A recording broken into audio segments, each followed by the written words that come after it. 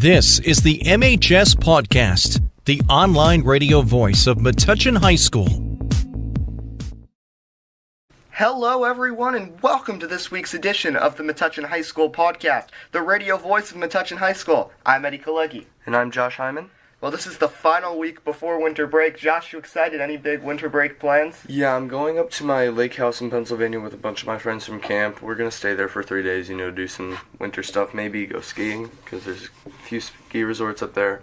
Sounds pretty cool. Nice to get a break from it all. But today is a busy day here on the MHS Podcast. First, in just a moment, we'll be joined by sports contributor Dylan Manfrey. He'll join the show to get his take on the early season performance of the boys and girls basketball teams, along with the winter track team.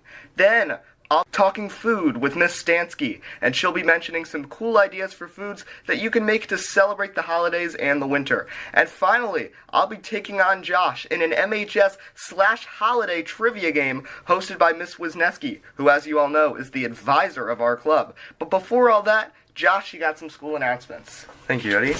And if you didn't already know, the MHS Student Council Snowball has been rescheduled for Saturday night, January 27th. So if you want to go, start adjusting your schedule so you can attend. It's Saturday, January 27th at 7 p.m.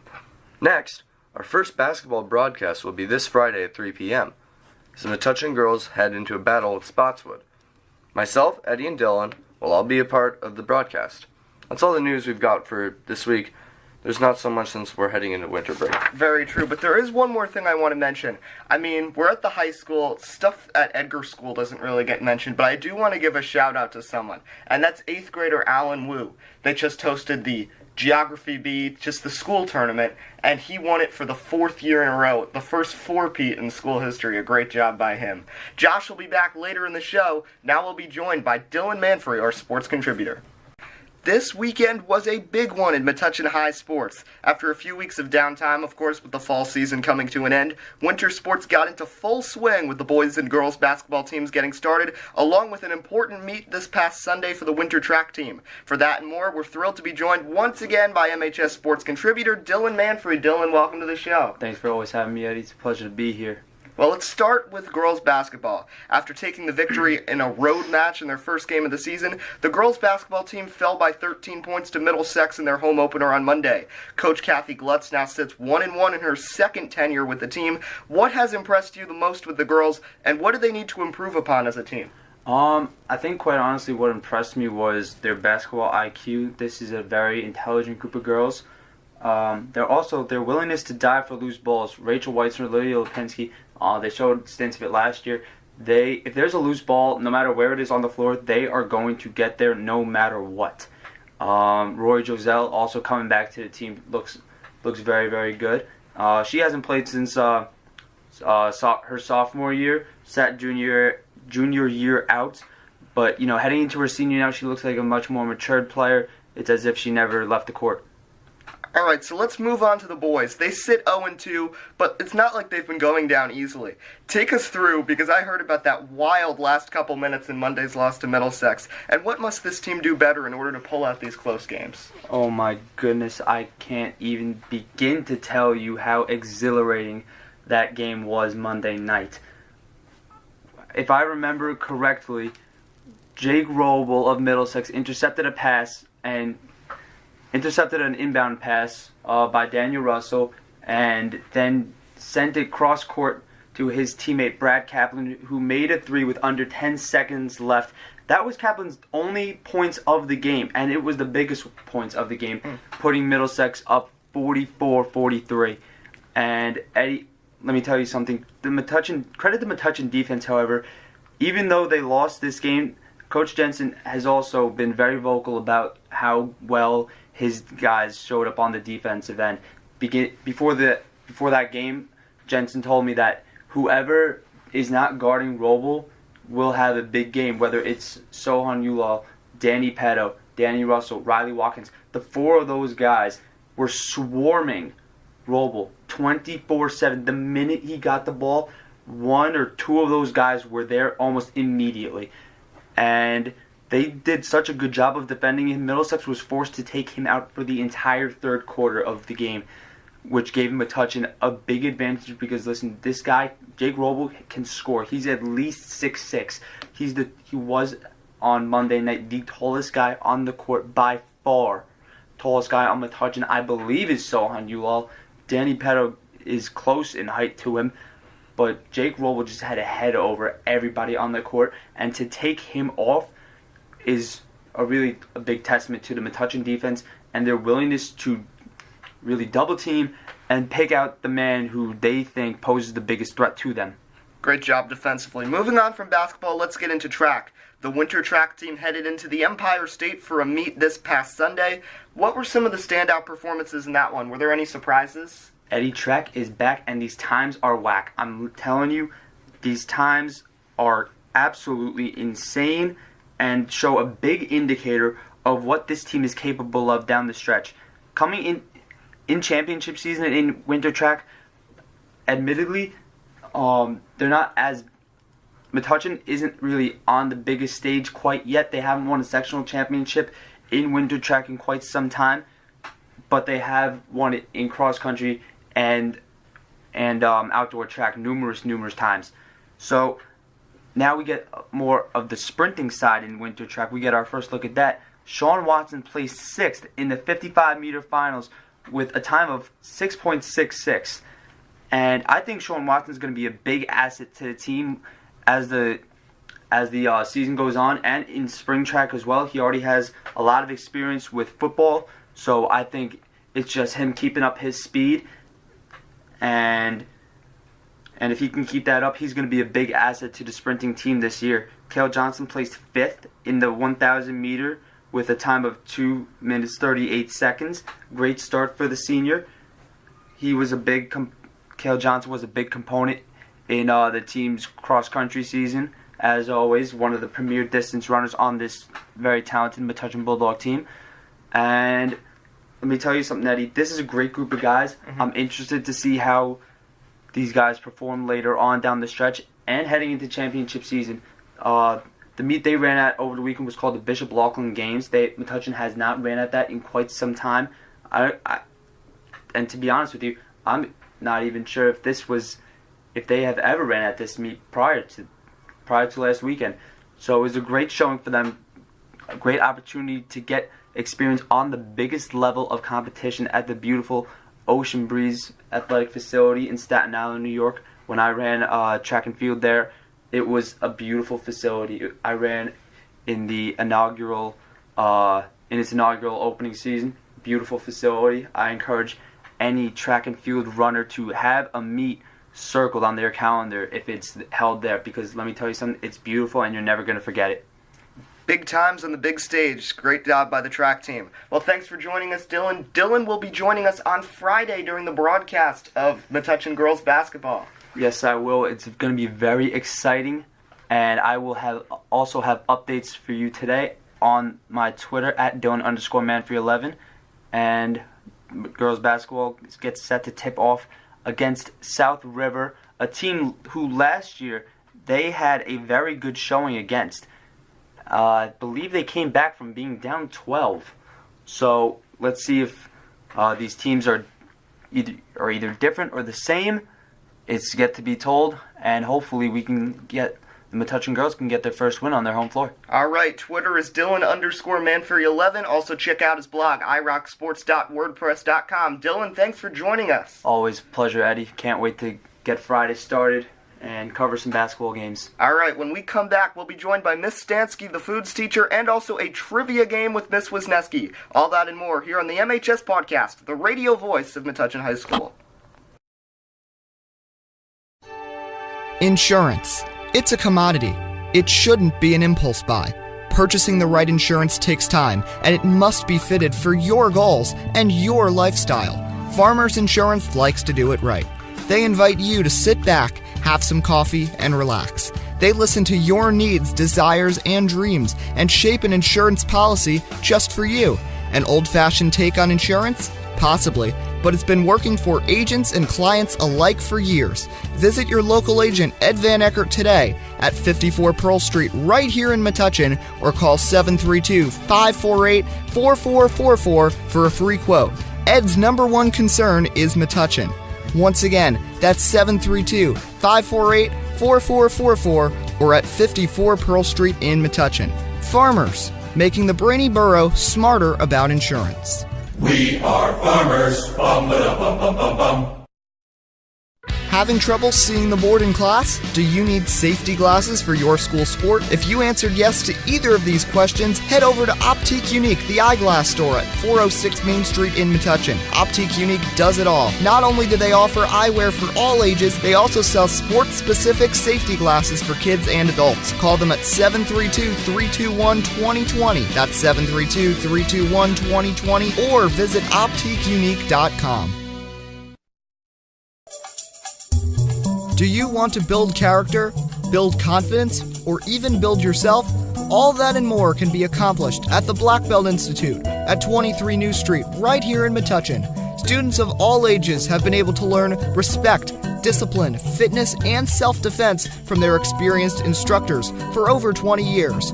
Whether you're an adult looking for stress reduction or know someone young who has interest in Taekwondo, the Black Belt Institute is the place to go.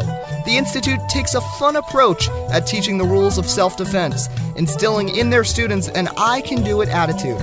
Interested in taking a class? Call them at 732-205-9797 or visit their website at blackbeltinst.com. Once again, that's 732-205-9797 or blackbeltinst.com. The Black Belt Institute, Metuchen's leader in martial arts and fitness. Let's give a thank you to some of our sponsors. Thank you to What's the Scoop, Reflections on Main, the Main Street Barbershop, and the Metuchen Savings Bank. None of this would be possible without the help of these businesses. What's the best part of the holiday season? The joy, the family, the weather? No, how about food? And to discuss that, here is foods teacher right here at Metuchen High, Mrs. Stansky. Welcome to the show. Thank you. I'm happy to be here. So before we get into anything else, let's first talk about your class. So for those who don't know, what do you do in foods and nutrition classes here at the high school? Well, here at Metuchen High School, we have actually 4 levels of foods classes. The beginning is called Foods and Nutrition. That's level 1. Level 2 is a half year of American foods, half year of international foods. Level 3 is Food Science, where we look into more the science background and even more into the nutrients, carbohydrates, proteins, and so on. And then the 4th year, if a student wants to go into a career in foods area or hospitality, they can take the meal management class. And we actually put together meals and for special occasions for teachers, for people, members of the community, PTO. We've done a lot of things like that. Very interesting. So what are your favorite types of food to cook? My favorite? I do love to bake. I've always loved to bake. And actually I have 2 daughters, and I've made sure that they learn to bake as well. So, what's the best part about getting to teach the foods class here at the high school? The best part? I really love it when a light bulb goes off in a student's head and says, "Oh, this is great, so this is how it's done." Or, "Oh, I'm going to make this at home." That's my favorite. When they take it home, I have a couple of sayings. One is, through the stomach to the heart, meaning you make a lot of friends with food. It's very social. It's good to have a takeaway from the class, like Exactly. doing it and like being able to apply it to your own life. Absolutely. And yeah, and that's what this is all about. My goal is to make the quality of my students' life better. Now, since this is our holiday show, I decided to bring you in because food, of course, is a big thing about the holidays. So what are some ideas that you have about holiday or winter-themed dishes? Like, what are some of the foods that fit right into the occasion? Well, of course, with the holidays, there's a lot of baking going on. And actually, my students in Foods and Nutrition are going to be celebrating the winter solstice tomorrow, the first day of winter, where you want to feel warm, although the temperature might not cooperate. You want to feel warm and make warm foods, like we're going to have hot cocoa, hot apple cider, and some cookies that they've been baking furiously the last couple of days. So that's always a fun one. And we're actually making our own holiday because we have students from a lot of different backgrounds, and we could celebrate all in one day. So, of course, cookies are a big thing, but any kind of comfort food, Traditions are always good to follow, and maybe macaroni and cheese is a favorite at this time of year. Those carbs, the carbs. The carbs, but you're making me hungry, Miss Stansky. Sorry. All right. Well, thanks for joining us. Once again, that's Mrs. Stansky, the foods teacher right here at Metuchen High. Have a wonderful holiday and a wonderful winter. Thank you. You too. All right, now it's time for our trivia game where me and Josh will take on some Metuchen High School and holiday trivia from Miss Wisniewski. Welcome back to the Metuchen High School podcast, the online radio voice of Metuchen High School. I'm Eddie Kalegi. And I'm Josh Hyman. So, what's the best way to celebrate the holidays? How about some fun? And for that, we're joined by the advisor of the Metuchen High School podcast, Miss Wisniewski. Thanks for joining us. Oh, no problem. I'm excited to be here. So first, before we get into the game that we're going to play, I want to talk to you because a lot of people probably don't know about your past experience in the broadcasting field. Yes, when I was in high school, we had a radio station, full radio station. The station is still live on the air. It had wattage, and I was part of that station, and I loved that club. So when I was approached by Eddie here, if I would be interested in advising, I jumped on the opportunity because I just really love the club. I love broadcasting. I think once you get that little niche, like you did, Eddie, I think you just keep going with it. So I really love radio broadcast. All right, so now for the game. So today we're going to be doing a holiday / Metuchen High School trivia game. So Miss Wisniewski is going to ask me and Josh each 5 questions, starting with me, then Josh. Like, I'll answer one, then Josh will answer one, and whoever answers the most at the end wins and gets a self-esteem boost or whatever. All right, so... Well, first I'm going to start off with just Metuchen trivia and All right. see if you guys could get this. Okay, what town was Metuchen before it became a town? It was part of what town before it became Metuchen? It was part of Menlo Park. Menlo Park is not a town now. Where is Menlo Park located? Part of Edison. It's not Edison. It's something. Do you want to take a guess there? He's close. It's Woodbridge. It was part of Woodbridge. Okay. Okay, who was the superintendent of Metuchen before Dr. Caputo? I know that. Go ahead, Eddie. Dr. Teresa Sinatra. Very good. Ding, ding, ding, ding. Okay, so 1 point for me. Okay. What is the nickname for Metuchen? The Brainy Borough. Bam. Now we're even. What was Metuchen's original mascot before the bulldog? Oh, I don't know. Native American chiefs, something like that. That's what Metuchen was named after. Chief Metuchen. Okay, so that's not the mascot. No. So the mascot didn't have any connection to that? No. Nope. No. I don't know. It's sort of tricky. That's your clue. It could really be anything, though. Yeah. It never changed. It was always the bulldog. Oh. There we go. In 1957, Metuchen High School had a massive fire. What school did the students attend for the rest of their school year? No. It was another town. I'll give you that hint. Nope.